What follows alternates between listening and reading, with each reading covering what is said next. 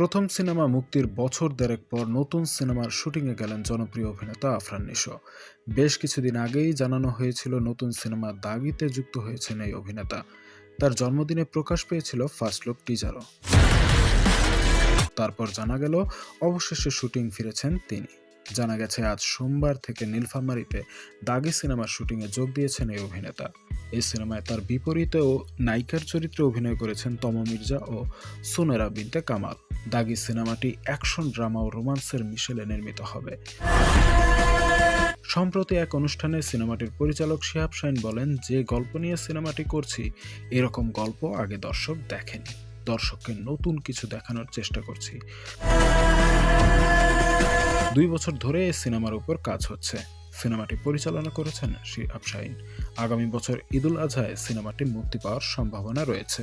একটা কথা মনে রাখবা, তোমাদের সাথে দেখা হবে সিনেমা হলে। ক্লিয়ার?